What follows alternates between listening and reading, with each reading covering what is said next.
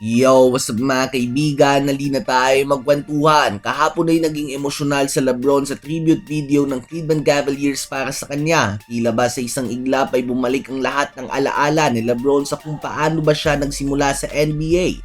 Paano siya umakyat sa pagiging rookie at ngayon ay nasa usapan na ng greatest players of all time. At naging very nostalgic nga sa kanyang arena at team ng Cleveland Cavaliers. May sariling pwesto nga talaga ang Cavs sa puso ni LeBron lalo na dito nga sa state ng Ohio siya lumaki at nag-umpisa ang kanyang mahigit 2 dekadang professional career sa sport ng basketball. Nang matanong tungkol dito at sa usapin sa kung ito na ba ang huling laro niya sa arena na ito, ang naging sagot nga ni LeBron ay malakas nga daw ang tsansa na ito na ang kanyang final game sa Cleveland. So andun nga talaga ang posibilidad na mag-retire na si LeBron matapos ang season na ito mga kaibigan. Sa ngayon nga ay hindi pa tiyak kung matatapos na ba ang career niya matapos ang season na ito. Subalit kung may isang bagay man nga tayong sigurado, ito na nga ang huling taon ni LeBron sa Los Angeles Lakers. With all the drama, the contract issues, and Lakers choosing to focus on Luka Doncic or at least building a future with Luka, napakalit nga ng tsansa na bumalik pa sa Lakers si LeBron matapos ang kanyang kontrata dito. Bukod na lamang kung mag-take nga siya ng malaking pay cut.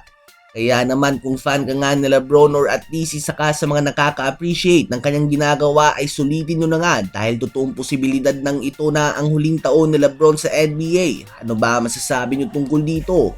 Habang bad news nga para sa Houston Rockets dahil nagtamo ng season-ending injury si Steven Adams sa kanyang ankle. Kakailanganin nga nito ng surgery na magre-resulta sa pagkaka-out niya sa buong season including ang playoffs. Kaya naman from being a third string center ay kailangan punuan ni Clint Capela ang pwesto ni Steven Adams bilang backup and part-time starting center tuwing kinakailangan.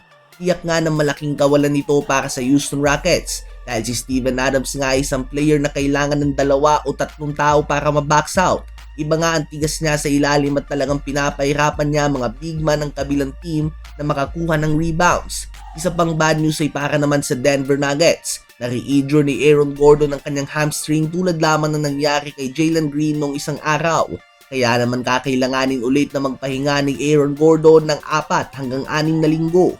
So another injury nga para sa Denver Nuggets. Hindi nga talaga nila magawang maging kumpleto ngayong season. Ang good news na nga ay expected na makakabalik na si Nikola Jokic sa Lunes, February 2 sa game ng Denver Nuggets laban sa reigning champions OKC Thunder. O kaya naman sa February 4 laban sa Detroit Pistons. Back-to-back games nga yan para sa Denver Nuggets laban sa number 1 seed ng Western and Eastern Conference. Ano ba masasabi nyo tungkol dito? I-comment yan sa baba at aking babasahin yan. Huwag kakalimutan na mag-like, mag-subscribe at i-hit ang notification bell for more updates at kwentuhan. Maraming salamat po sa inyong lahat.